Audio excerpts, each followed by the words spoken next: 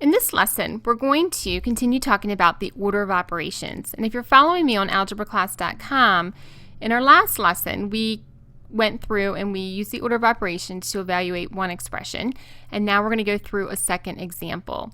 So our next example is going to be the problem or the expression 9 squared plus 3 times 9 minus 5 squared divided by 4.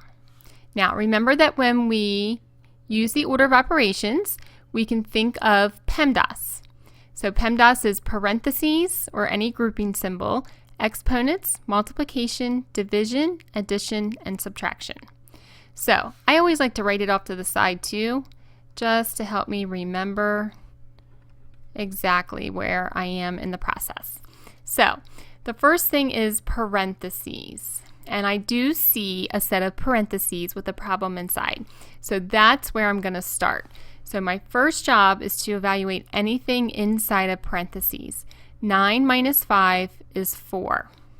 So then I'm going to bring the rest of the problem down just as it's written above. Okay, so I've evaluated the parentheses. The next thing I see is E. E is for exponents. So I actually have 2 exponents. I have a 2 here and a 2 here. These are powers, so 9 squared and 4 squared. So I'm going to start with 9 squared, which is 81. Then I'm going to bring down, and since I know that I'm doing all powers right now, I can go ahead and also do 4 squared, which is 16. So now I have no more exponents. They're gone. Now I have multiplication or division, whichever comes first.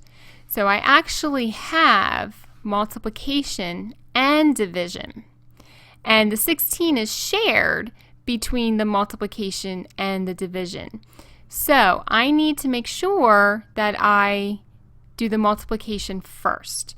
So 3 times 16 is 48. So I'm going to bring that down and bring the rest of the problem down as well. And then I can do the division because I haven't finished that step yet. So 48 divided by 4 is 12. And then I can bring down the plus 81. And then I'm left with 81 plus 12, which is 93. So my final answer is 93.